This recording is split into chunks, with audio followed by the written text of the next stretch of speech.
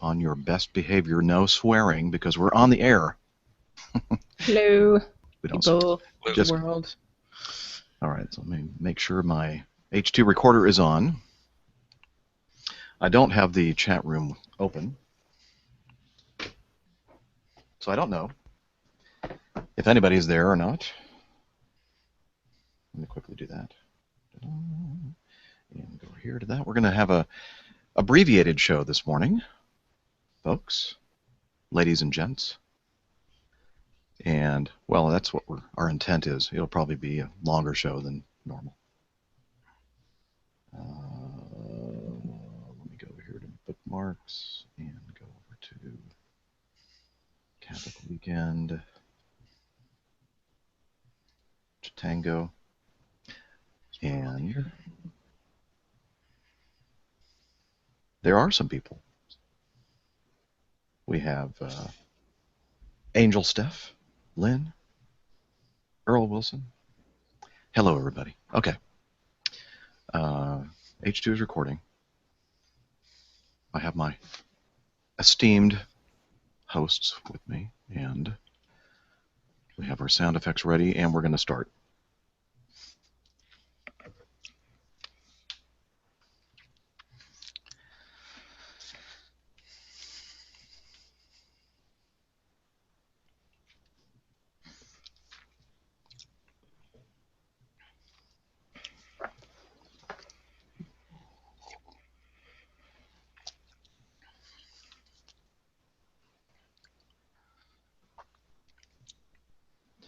You're listening to Catholic Weekend, episode number 229 for the week ending Saturday, July 5th, 2014.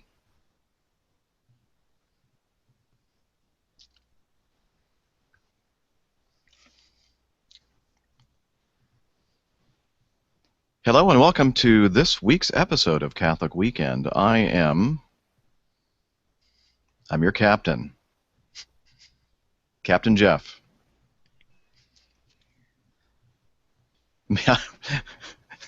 Yes, I am. I'm feeling mighty sick.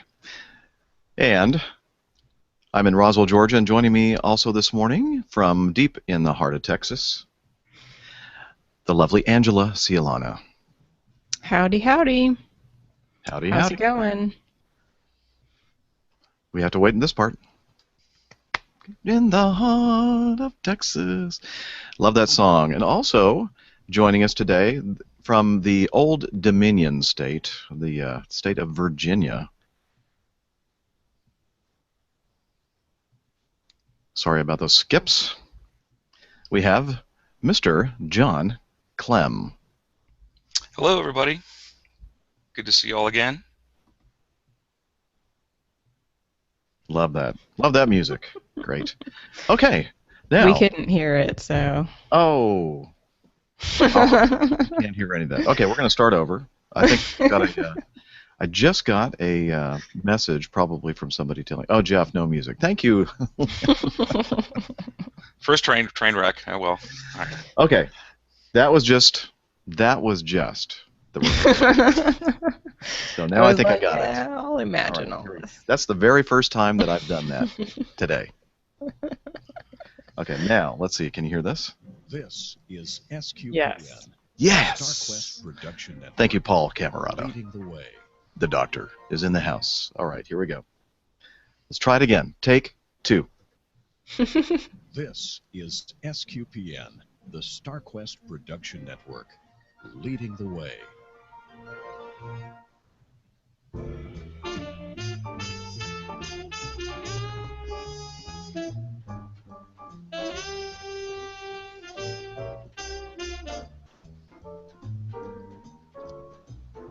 You're listening to Catholic Weekend, episode number 229 for the week ending Saturday, July 5th, 2014.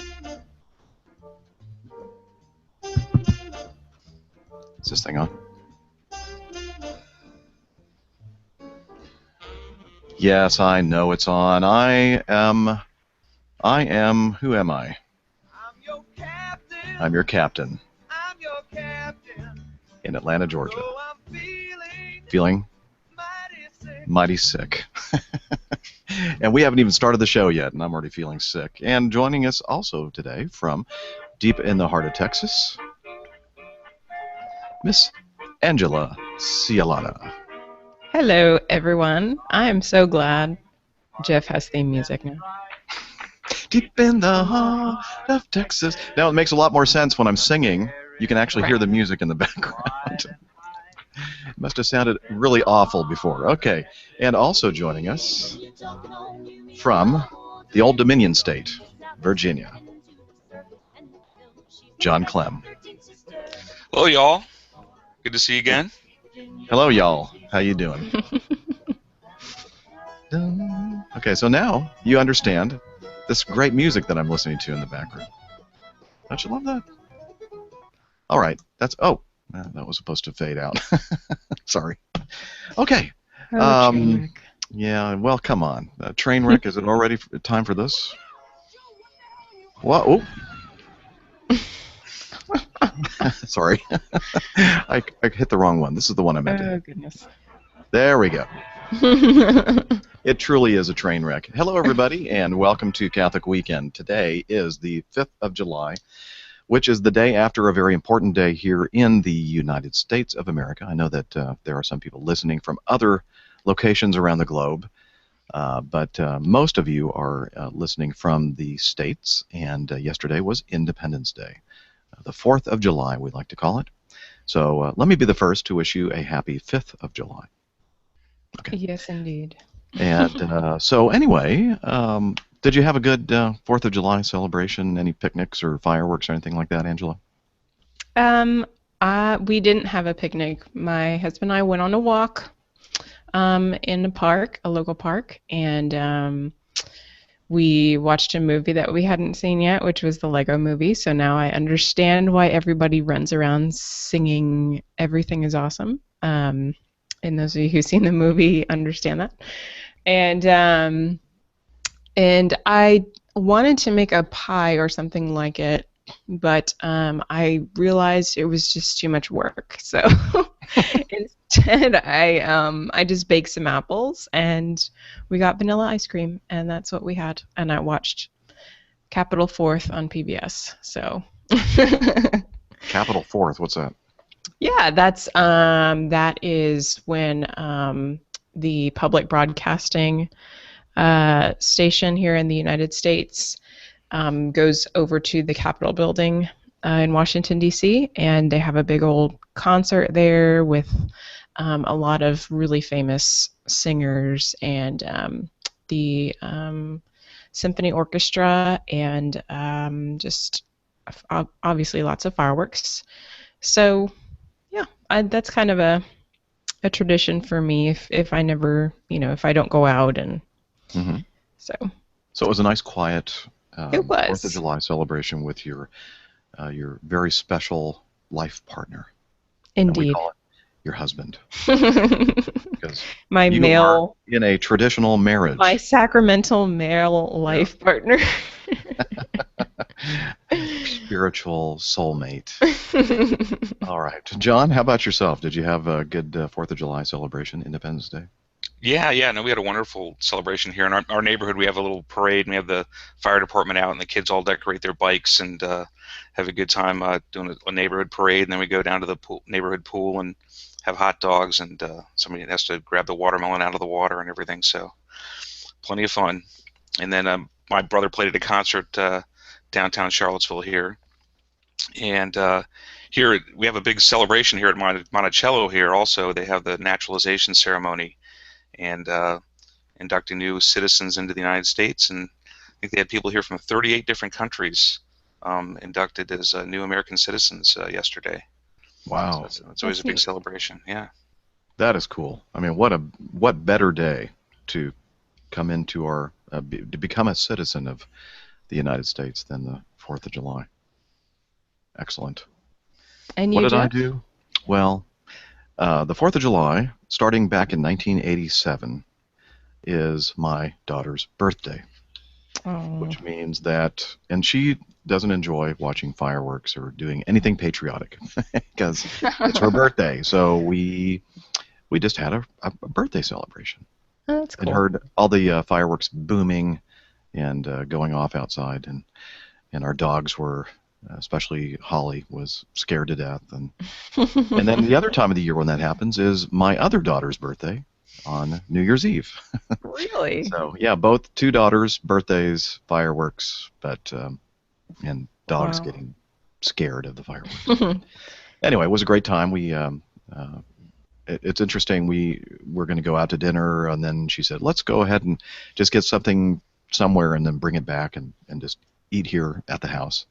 And so we ended up, let's see, one, two, three, about four different restaurants before we finally found one that was open because it's the Oh, 4th of wow. July. And so we had takeout from a Chinese or a Japanese restaurant for her birthday. So very patriotic.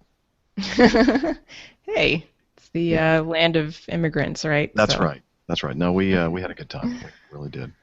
So let's see. We're going to talk with John about something very, very special that's coming up in his life, and he's going to inform us about that and educate us a little bit about some things.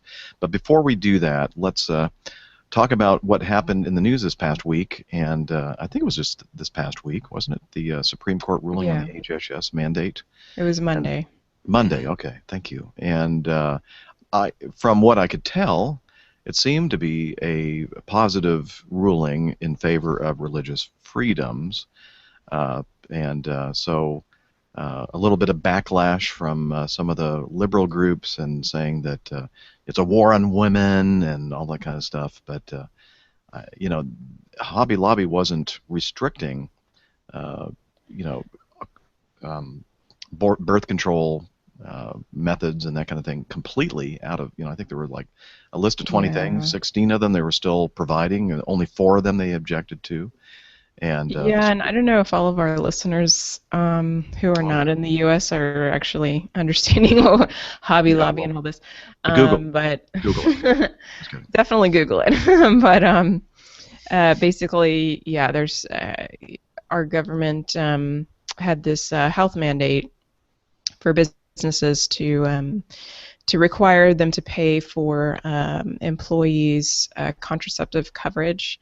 And this particular business, Hobby Lobby, is owned by Christians, and they had a problem with, I believe it was the morning after pill, Mm-hmm. because of it inducing abortions. And of course, us as Catholics, we object to all forms of contraception. So there are many other companies that have lawsuits out right now in that regard, but the Supreme Court of the U.S. Did say that they could have an exception on Monday. So, and I was watching the local sort of independent news and some other places as well. And they were talking, they had a law expert who was talking about this ruling, as well as another ruling that happened this week for a college. I think it was Wheaton College.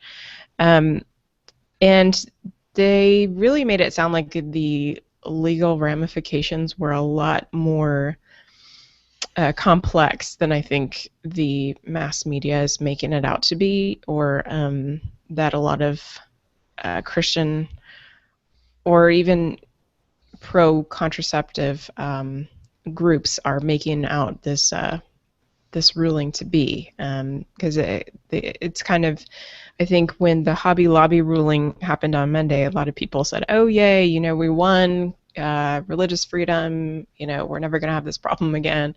But I don't think that's really the case. So if you're a lawyer, I'd be happy to hear some feedback from you about what all is actually happening, because I think it's sort of being simplified for us right now.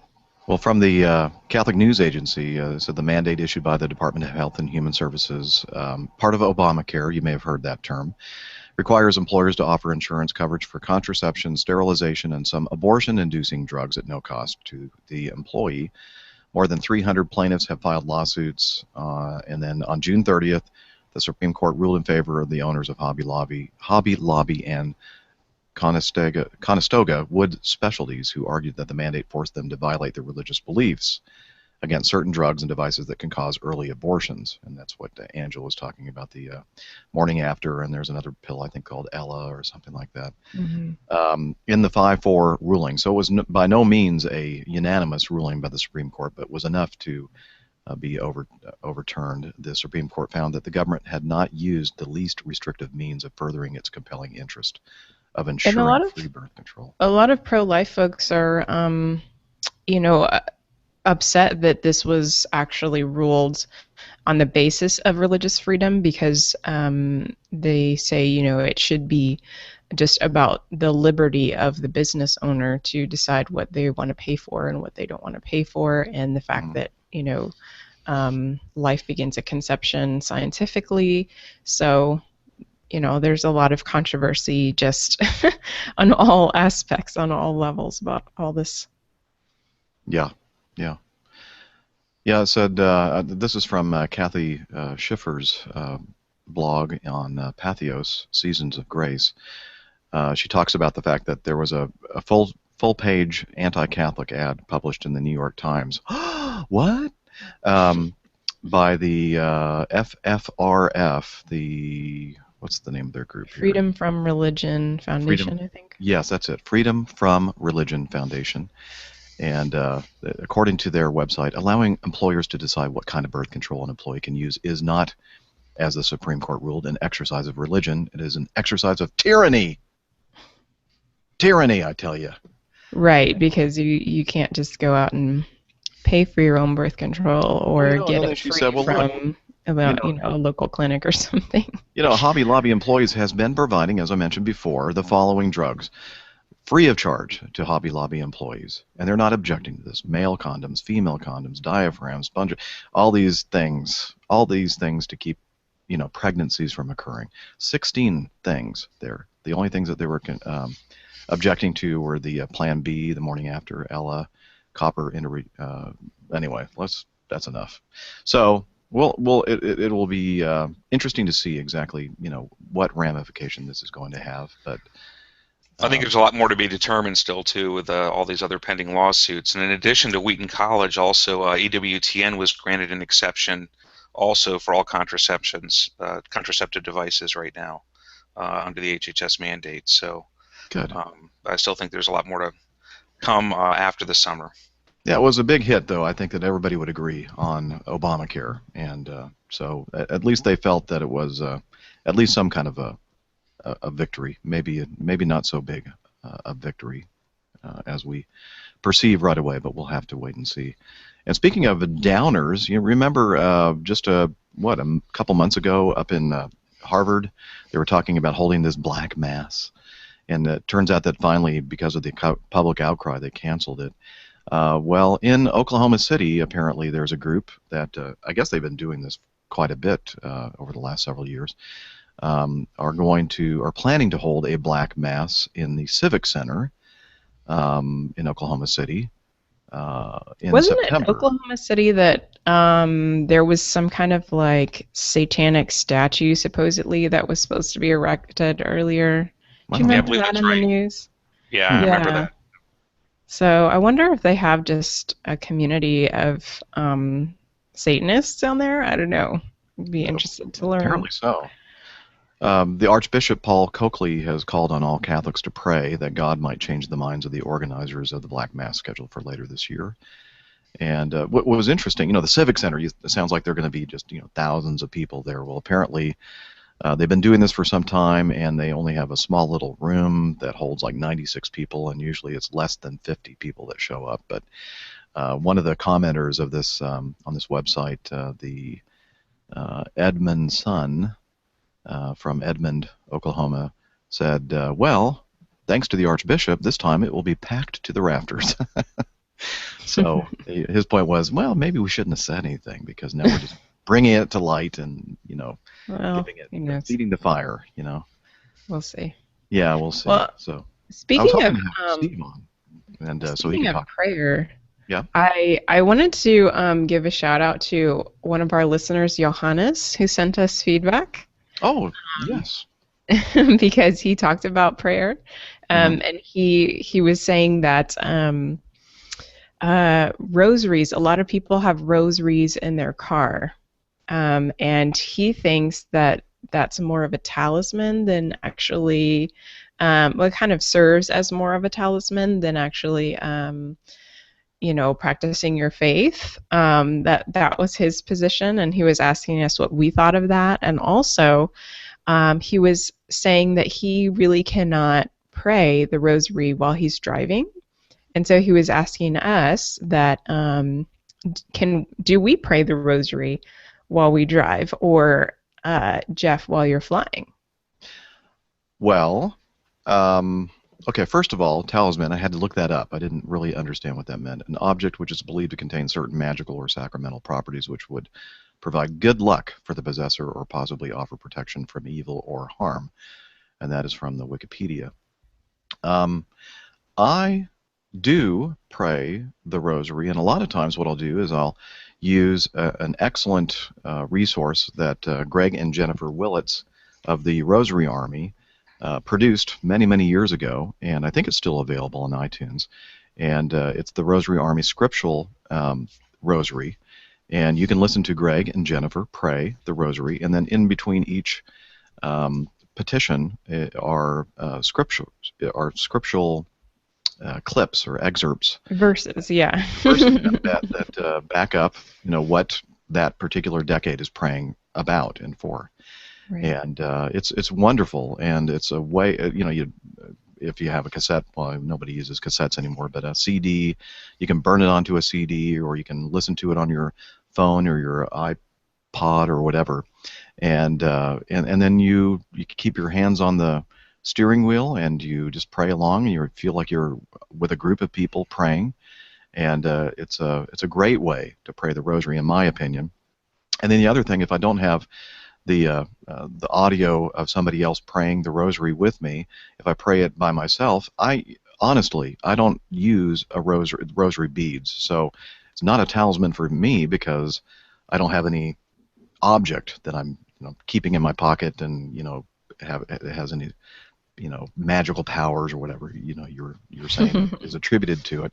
I use my fingers that God gave me to count the various things on the rosary. That's what I do, and I keep both hands on the wheel of my steering wheel, and yeah. So yeah, I do. What about you, Angela?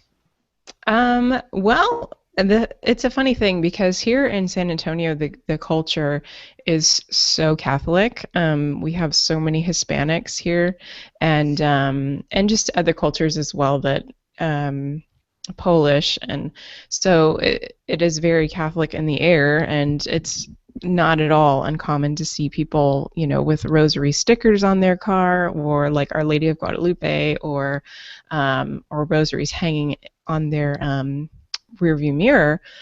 But I do wonder how many of those people actually pray the rosary, because I think it is. At least here anyway, because a lot of people are culturally Catholic, that they use that as sort of a good luck charm, or some sort of just to kind of ease their minds, like to sort of protect the car type of thing, even if they don't get their car blessed. So that's that. I mean, I grew up, my grandfather always would lead the family in a rosary for my mom's family when they were kids in the car, whenever they would go on a car trip. And my mom used to do that with us, but I never really liked it. I mean, I appreciated the fact that we were praying the rosary together, but I'm such a visual person, and if I would usually have to have my eyes closed in the car, like when we were praying the rosary, because I couldn't focus on the mysteries, like I really need to I personally need to block out distractions when I pray the rosary. So I tend to pray the rosary in very quiet, still places. That's Probably just not a good idea to do that while you're driving. no. I don't pray the rosary while I'm driving, definitely. So Well, you know, Lynn just pointed out to me that we have this audio feedback. You want to play it? sure, we can do that. Okay, let's do that. All right, let's see how this works. Hello, Catholic Weekenders. This is Johannes from Munich, Germany. I had some feedback on your recent episode. First of all, about misusing or overdoing like religious symbols in your house and turning it into superstition, maybe.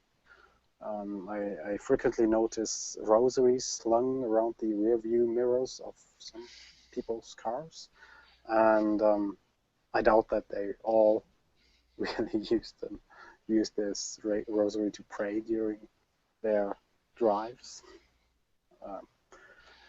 So kind of for me, I'm always like tempted to view that as a lucky charm or talisman or mascot they are misusing the rosary for. For me, I don't know how you're doing that, but for me it's kind of weird to really pray during a drive. You know, I'm like at the beginning, I like to, or at least of further drives, I like to say a little prayer to my guardian angel, but I can't focus and pray like really a rosary at the same time. I know some people who do, or I used to know some people who did that, but it always seemed kind of weird for me. Do you pray during driving or flying? I don't know. Then it was really a pity that he didn't continue talking about the World Cup.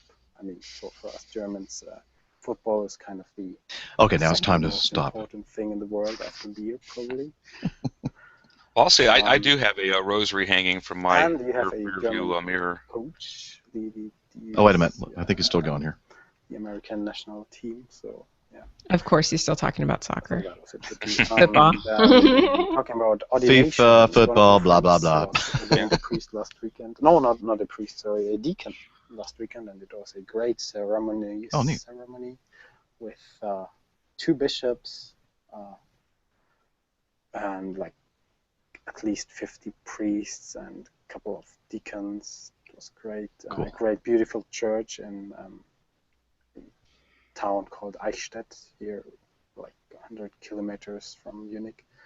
It was well worth the drive with our 2 children, little daughters, 4 and 1, and then I hope they can remember that. But yeah, I think it was also good for them to be there, for us parents as well, of course. And I want to give you an emotive word to talk about.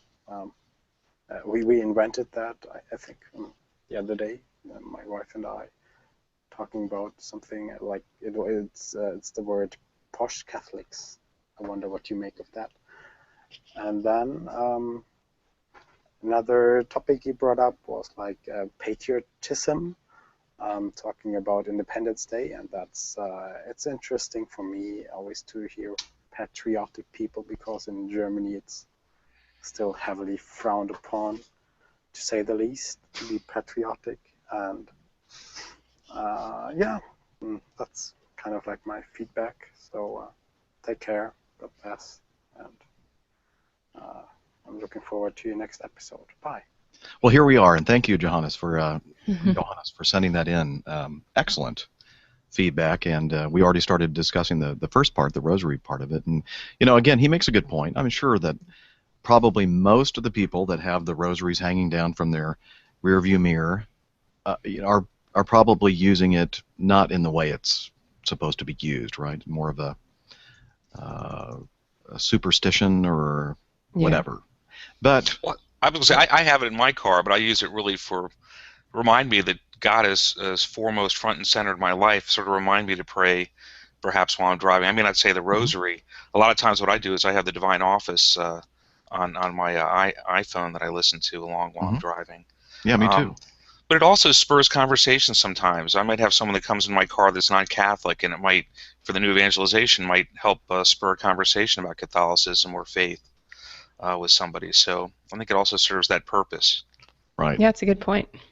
And I'm not so sure that even, there are people that that fill the pews every Sunday that are just doing it because that's what they grew up doing. They really don't believe, if they're even saying the creed, if they're just saying the words, they probably don't believe all of what they're Or saying. they may have just a really simple faith. Yeah. They may not understand a lot of this stuff. But And and that used to really frustrate me, but I guess maybe that I'm getting older and maybe mellowing out a little bit. It's just like, well, maybe just the fact that they're there, and maybe they don't believe any of it, but it's better than not being there, and maybe somehow it's affecting them in some very, very low level. And it's the same with the people with the rosaries in their cars. It's a reminder. There's a crucifix hanging at the end of that rosary bead, and that's, you never know what effect that may have on these people at some point. So I've mellowed out my position on a lot of this kind of stuff over the years.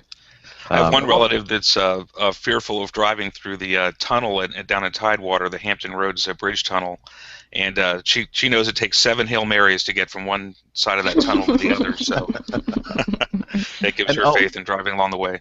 I should also add that when I'm talking about driving and praying the rosary, I'm like driving on a freeway or an interstate, so they're not. It's like not a long drive. Yeah, it's a long drive. To the airport for me, it takes about 35, 40 minutes, and so it only takes 15 to 17 minutes of my trip, and there's really not a lot to concentrate on as far as driving, especially when I'm driving at 5:30 or 6 o'clock in the morning. Not a lot of traffic, so. It's and as you said, John, I really do like listening to the Divine Office. Great app, by the way, Divine Office. Highly recommended. And so, yeah, that's good. And then the FIFA thing, the football, or what we call here in the United States soccer. It was a disappointing loss last. What was it? Tuesday. Was it Tuesday? Yeah, it was. I think it was Tuesday. Yeah. But it was a great game, I thought, and an incredible game for one of our players, our goalkeeper. Let's see, what's his name? Tim. That's how into soccer we are here. We don't even know the. Yeah, 16 saves in this game. Incredible performance. And I was reading some stuff about him. Did you know that he has Tourette's syndrome? Oh, wow. They talk about in this article here about from Lynn Pathos, one of the blogs, Get Religion blog. Just do a search for YOW post Tim Howard saves, but he says with God's help. And there was a Washington Post article that was talking about his great performance and the fact he has Tourette's, etc. But miraculously, the thing that the Washington Post did not report is the fact that that in addition to Tim being a great athlete and having Tourette's syndrome, he's also a devout Christian. And faith is a key part of his life and shapes who he is. And there's a quote from a 2006 interview with the Campus Crusade for Christ. The most important thing in my life is Christ. He's more important to me than winning or losing or whether I'm playing or not. Everything else is just a bonus. So that's good to hear. Definitely. Kind of tied in Catholic thing and football thing all together. How do we do, Johannes? And I guess Germany is actually still in the hunt there for in the let's see. Yeah, they just beat France. The World Cup. Yeah, I'm trying to decide if it was the quarterfinals that they were. Yeah, so now they are playing Brazil in the semifinals on the 8th. And so I bet that's good luck gonna be a to good your game. team, Johannes. It should be a great game. And then the two other teams that are still in the quarterfinals that are going to play today are, and one starting in about an hour, I think, Argentina and Belgium, those guys that beat us, and the Netherlands, yay, Father Roderick and Inge. And, Still in it. Yeah, they're still in it, and they're playing Costa Rica at 4 o'clock or 5 o'clock today, I think. So a couple great games in there. So we're talking about it, Johannes. Okay. Was See given us what such a we bad do time. for our fans, our listeners. Yeah, but it's so cool that Johannes took the time to Yeah, send in us audio absolutely. feedback. And if you want to do so, send it to as Johannes did. Record it. It was a great recording, by the way. Record it and then attach it to the email and send it to CatholicWeekend@sqpn.com. There you go. And I don't know about the whole posh Catholics thing. I have no idea What does that mean? I mean, posh. what I you're always trying to think of say. yeah. I always think of the Spice Girls when I think of posh. I'm not sure. What do you think about that, John? I'd say no comment. I'm not so sure if I know much about that posh Catholic thing. Yeah, I'm not. Is that something? Was it something he's making up, or? Yeah, I think that was his way of labeling certain Catholics, like Oh, describing certain Catholics. so he's not But describing himself and his wife. yeah, but I'm not sure what that would entail because when I think of posh, I think of really high end, premium type of retail or Hmm. you know what I'm saying, or fashion or Yeah, um, but very so I'm not classy too and sure. sophisticated. Yeah, right, exactly. I, So I don't know. I'll, Send in more it, feedback. yeah, so let us know exactly what you mean by that. Looks like it's also used as a term of derision, so maybe that's what Yeah, his intent true. was. Well, Okay. we're not We shall see. judgmental here, right? No, we're not. Well, maybe we are occasionally. Okay. Um, and let's see. So was that?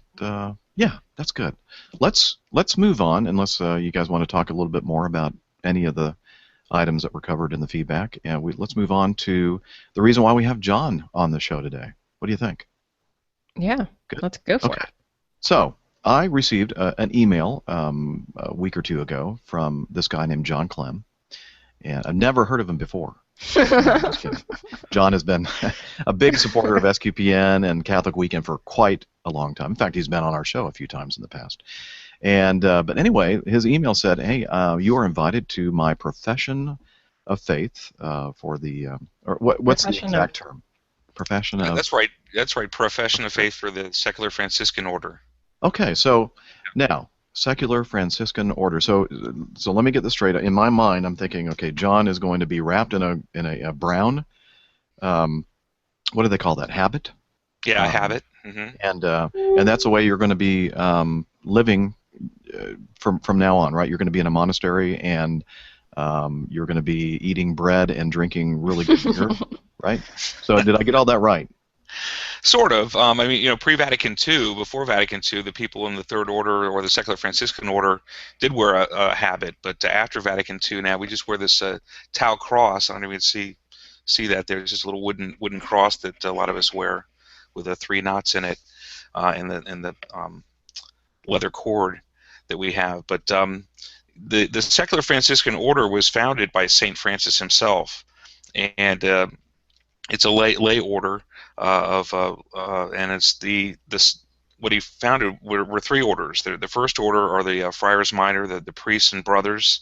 The second order was Saint Clare, were the nuns, and the third order are lay people. But it's the only third order that also allows priests and deacons from dioceses to be part of the third order.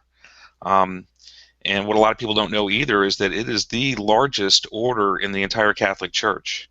There's 400,000 worldwide. Here in the United States, there's 14,000, and it's the also of the third orders. There's certainly other lay orders, the Benedictines, the Dominicans that have third orders, but it's the only third order also that was founded by the saint himself.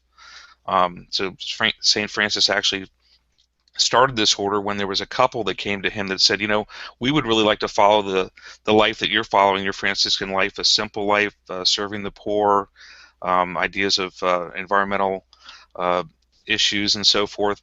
So he started the Third Order of St. Francis back when he was alive still. And so it's been around for 800 years now, and has really grown to a worldwide movement. And a lot of people, because other priests and things were allowed as well.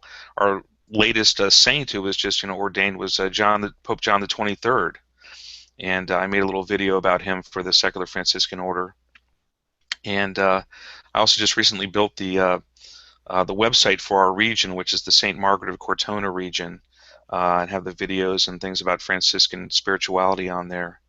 And the St. Margaret of Cortona region, which is our region, is the Mid-Atlantic, so it's Virginia, Maryland, D.C., Delaware, parts of Pennsylvania, and parts of West Virginia that make up our region. And we have 35 fraternities in there. And we're going to be having actually our very first gathering of all the Virginia fraternities at my parish and on August 9th. But what I'm coming up to now is my profession of faith, which has been a 2.5-year journey. And we meet monthly with a formation director and spiritual direction, and learn a lot. We read a lot of Franciscan books of spirituality and learn a lot about our faith. We've been on a number of retreats over this 2.5 years. There's sort of 3 stages. You start as an inquirer to the faith, and then you become a candidate, and then the last stage is now making a lifelong profession to the Secular Franciscan Order. And part of that is really just living a good Christian life. It's that, but you also meet monthly with your brothers and sisters at your fraternity meetings, and you also say the divine office is part of your profession as well. So morning and evening prayer is part of that, and we try to do a lot of great things out in the community, serving the poor. And we also have a sort of a new movement we started with our group is the Franciscan Earth Corps, which is young adults ages 18 to 35, and we go out and do works in the community. We've built 3 community gardens to help serve the poor, and also there's a halfway house that for men coming out of prison that I've built some community gardens up there for them as well. And that's just sort of a growing movement. I think there's about a dozen that have started across the United States, mostly on the East Coast right now, but hopefully that will grow. And there's a Franciscan youth movement as well that's part of the Franciscan Secular Franciscans that we support. So it's a really neat thing, and again, we encourage people to take a look at, and they're invited to fraternities across the United States or worldwide. Actually, just built a website for a group in Dusseldorf, Germany. But part of what I do also is build websites for all of our Secular Franciscan fraternities. We're a little behind on the technology side of things. I did a survey, and there's only 9% of our fraternities in the country that have a website right now. So we're trying to solve that and offer more websites to more of our fraternities right now. That's awesome. I think it's so cool when people find a particular spirituality that they can really relate to, and so much so that they profess, into a secular order or third order. So how was it that you sort of discovered that you were, that you really wanted to identify yourself with this particular Franciscan spirituality? Well, I remember it really sort of started for me. I was up in Washington, D.C. I grew up in that area, but I used to go to the Franciscan monastery up in Washington, D.C., which is a wonderful place. They have all of the replicas of the Holy Land up there, and this beautiful rosary portico that you walk around, and they have these mosaics of all the mysteries of the rosary, but they also have a wonderful mosaic there of the Third Order being founded by St. Francis and the couple kneeling before him in the beginning of the Third Order, and that sort of struck me, and I really felt a close connection to the Franciscans there and Franciscan spirituality, and it sort of began my journey. And here at my own parish, they had a Franciscan retreat out at some cabins out here in the Blue Ridge Mountains, and that also sort of furthered my decision to start this. And then one of my my minister here began our fraternity here in Central Virginia. There's not been a Franciscan presence in Central Virginia here for 50 years. They had left the area, so we were able to reestablish a fraternity that had left Richmond and got reestablished with a bishop here. Didn't have to go through the long 5-year process of starting a new fraternity, which was nice. So we have 8 members, and we have like 4 more in formation right now. So it's nice that we just sort of started our own fraternity just recently. Cool. I think one of the most appealing things to me would be I've heard the fraternity parties are pretty wild, and The you beer's have like good. toga. Well, I guess Yeah. toga parties are kind of just part of the whole thing. Just instead of white, they're brown. Yeah, well, I mean, we certainly have good food at the fraternities, bring that, but it's also a great place for fellowship and talking and have some prayer for it. And we also say the Franciscan Crown Rosary, which maybe a lot of not people are so familiar with, but it's a 7-decade rosary, and 7 decades that represent, it's 70 plus 2, which is the number of years that Mary lived on Earth. So it's 72 Hail Marys that we say, and a lot of the same mysteries are part of it. But there's one mystery that's unique that's not in any other rosary, and that's the mystery of the Magi, which certainly I think SQPN would very much identify with the StarQuest production network being, going after the star of the Magi. So I think that's sort of a unique mystery that we have in our rosary that nobody else has. Excellent. And speaking of the StarQuest Production Network, SQPN, the website, I noticed on the peaceandallgood.org secular Franciscan order website, or the Mount Laverna fraternity, I guess. That's our fraternity website, peaceandallgood.org. Yeah, so if you want to find out about St. Clair of Assisi, there's a link there, and guess what it links to? saints.sqpn.com. I think that was pretty cool. Yep, I think SQPN has the most comprehensive website on saints anywhere out there. It really is an amazing resource. Jones out there who manages that and created that entire database for, and we're very proud and honored at SQPN to be able to serve that to everyone out there. Well, that's great. Hopefully, if you're in the Charlottesville area. Well, I guess you'd have to get an invitation from John to go, but no, anybody's welcome. You can look at our our website, and then there's the national website, but our regional website is stmargaretofcortona.com, and that also has links to the national website. You can find all the fraternities across the nation and even in the world in the worldwide links. Very, very good. Well, thank you for telling us a little bit about the Third Order, or the Secular Franciscan Order, John, and we'll be keeping you in our thoughts and prayers 2 weeks from tomorrow as you make your profession into the Secular Franciscan Order. You know what? There is something. Speaking of exciting, I just found out a major announcement from SQPN. So let's start with this.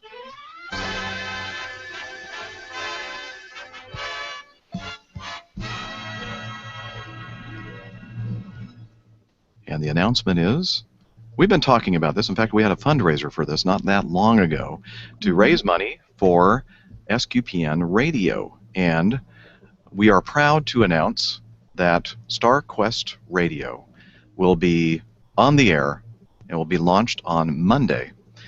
And so that's what I wanted to talk about. The URL is starquestradio.com.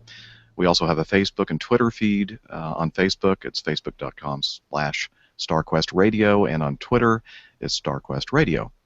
See, very uniform. The radio station will play both current shows and unlock the treasure trove of shows that we've created over the past 10 years. A great way to rediscover shows that aren't available elsewhere.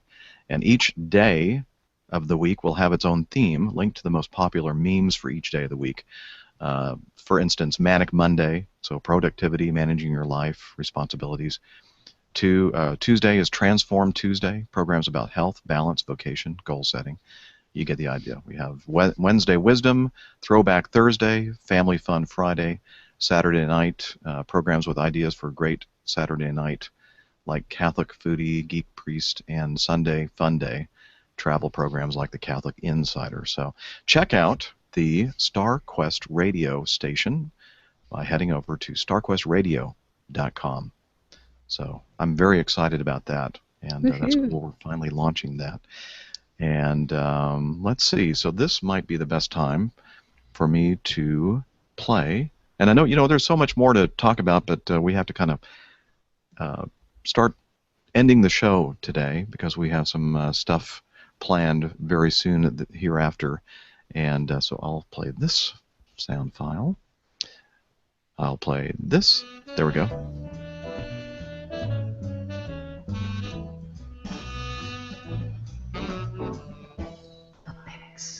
The picks of the week. And John, you are our guest, so our guest host. Why don't you start off with picks of the week? Sure. Well, I post up a lot of my the best stories I have in my Catholic web services social media up on with Lisa Hendy at her her website at Pathos, A Good Measure, and we put up the sweet tweets. And I have certainly a special one on Independence Day of all the things that go on there. A lot of the links on there from the HHS mandate and all sorts of great stories to share. So that will be in the links for this week. And I also just started with a new company in Dallas, Texas called Illuvent. And there are a lot of great Catholic media production people involved with web design, digital marketing, and creative solutions and writing. But we have some great people on there: Sarah Reinhardt, Craig Berry out of Minnesota.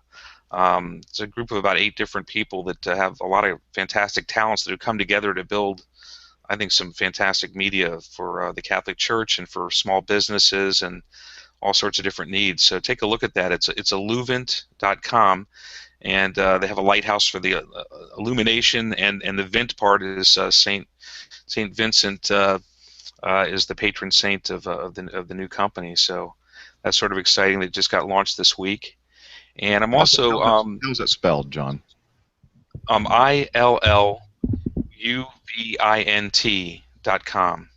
Okay, thank you. And I'll put a link up for that as well.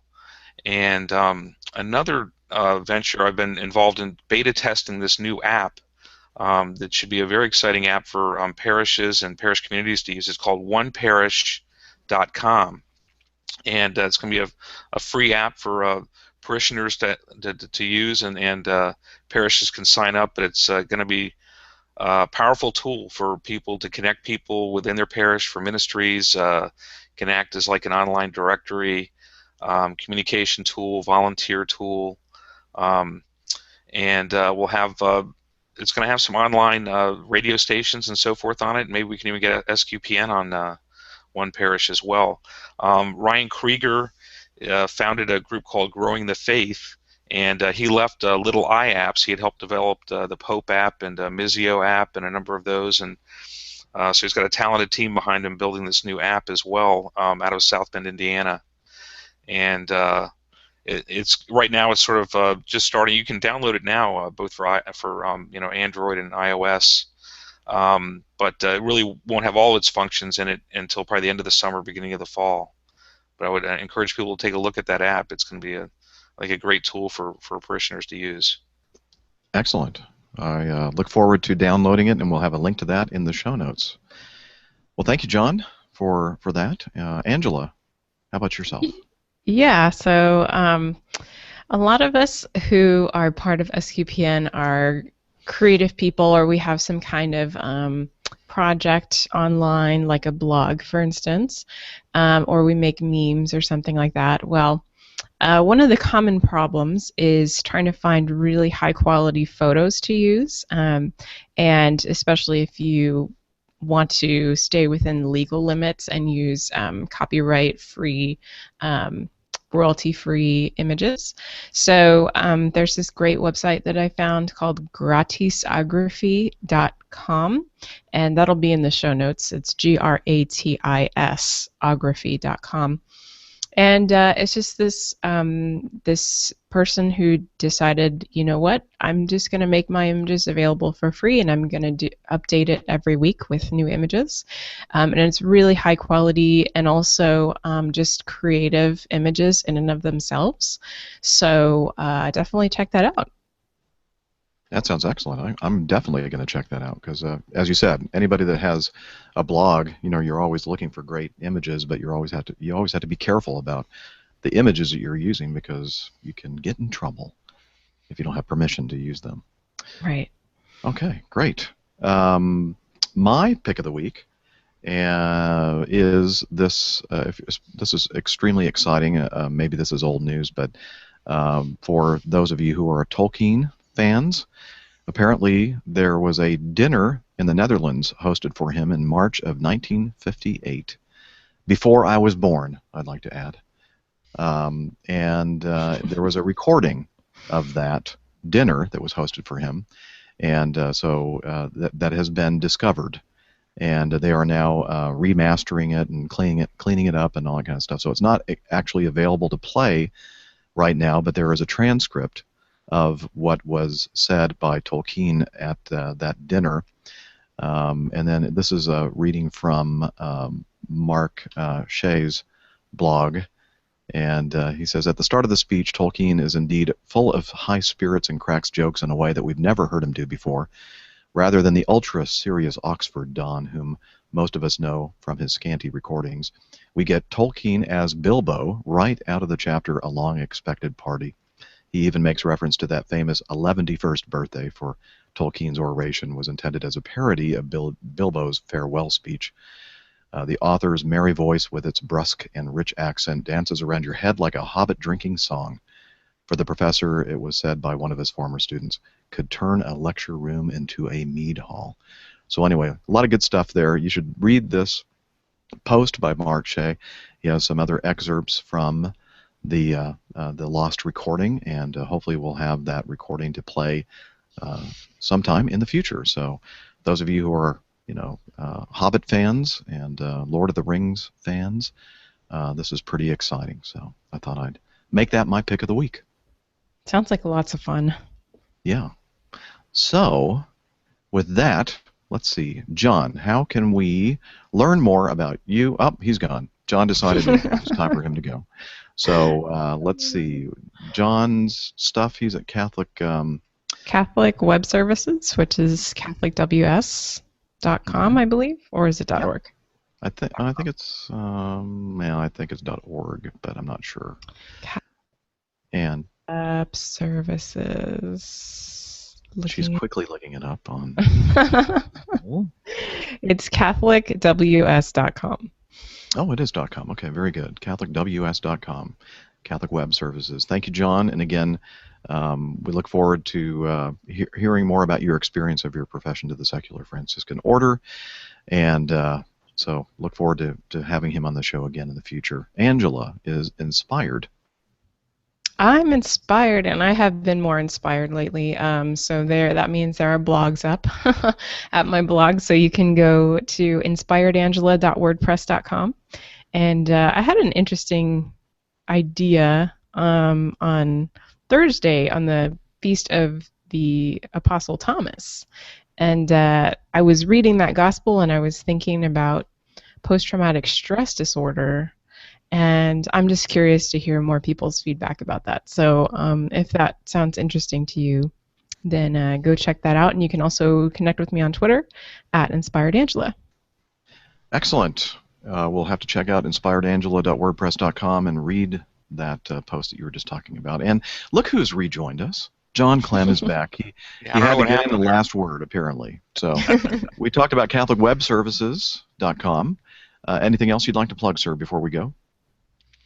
Trying to think anything else. No, I guess that's the only thing I was just going to say. I think if people can look at the issue about immigration that's going on right now, I think that's an important thing. And I've seen some important things brought up by the United States Conference of Catholic Bishops and the Franciscan Action Network, which is really the Franciscan families' lobbying efforts here in Washington as well. But I think there's a lot of important issues with all these children that are coming across the border from Central America right now, and the bishops are urging that due process please take place for these children that are coming across, and hope we can find a Christian way to deal with this issue. Absolutely. Yeah, and, it's really there's a lot of sorry? I was going to say Dan Cialana is he here to join us? He's not really here to join us, but okay. I probably saw me yelling with the mute button on, so I saw you smiling, so I figured it must be your husband that you have in the room. Yeah, he walked in the room, so. We'll say hi to Dan for us. We'll have to have him on the show sometime. Maybe so. We'll have to screen it, make sure everything is I don't know if it can be on StarQuest Radio. Okay, great. Well, thank you, Angela, Inspired Angela, and John, Catholic Web Services, and I'm the airline pilot guy if you're interested in aviation at all. I do a little show every week called the Airline Pilot Guy Show, and you can find that on iTunes. And the best way, just to head over to airlinepilotguy.com. And that's it for today's show. So look forward to seeing you back here again next week for another episode of Catholic Weekend. As always, take care and God bless. All right, there we go. Yay! Yay! hate to do this, but I Got need to to do it. really quickly and get the other meetings started. Using Yeah, I gotta go too. Okay, Yep. well, thank you, Angela, as always, and thank you, John, for joining us. Thanks. Thanks, I don't know what John. happened there with the dropout. It dropped out twice on me. Huh. Google Hangout. I'm not sure why. I mean, I have a high-speed connection. I don't know why that would happen, but anyway. Well, I don't know. Maybe they didn't like what you were saying. Yeah. But it worked out. I mean, I didn't even notice the first time you dropped out, so Yeah. that was seamless. Good. Excellent. All right. All right. Y'all have a All great right. Thanks. God weekend. bless. Yes, God bless. Have a great weekend. Take care, guys. All right. Thank you. Bye. Bye-bye. All right. Just me now. And I need to say goodbye to all of you in the SQPN land in the chat room. Thank you for hanging out with us again this week. And again, without you, we couldn't do everything we do at SQPN. So take care and have a great weekend.